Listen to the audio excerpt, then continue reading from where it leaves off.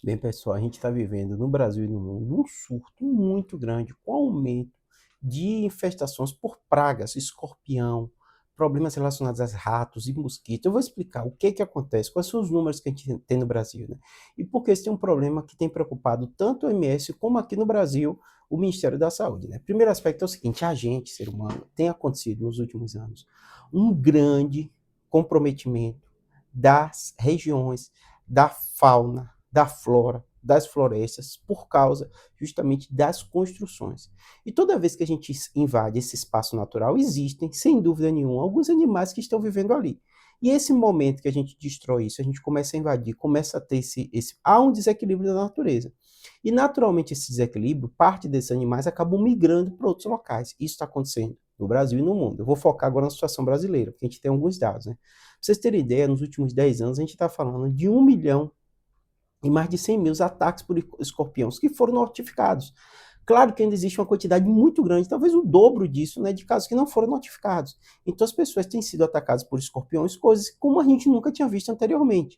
Claro que melhora a capacidade nossa de coletar esses dados, mas sem dúvida nenhuma é por causa desse nosso comportamento, né? Além disso, quando a gente fala de mosquito, né, tanto dengue, chikungunhas, zika, várias doenças que têm a relação do vetor, elas têm aumentado nos últimos anos.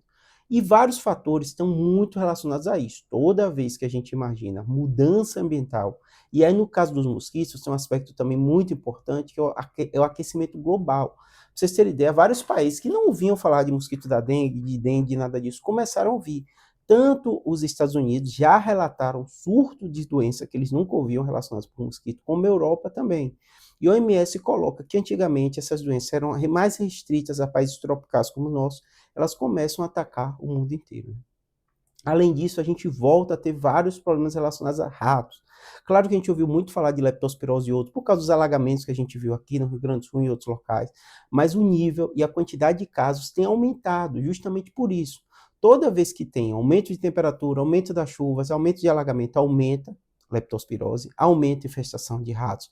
Mas também esse fato da gente, ser humano, estar invadindo vários territórios que não eram para ser invadidos, há, sem dúvida nenhuma, uma mudança na questão da composição de vários animais. E os ratos costumam se dar muito bem nesse ambiente relacionado com o ser humano, de esgoto e tudo. E vários caçadores dos ratos, eles têm diminuído na natureza. E claramente a gente tem visto várias doenças que a gente não via antes aumentando.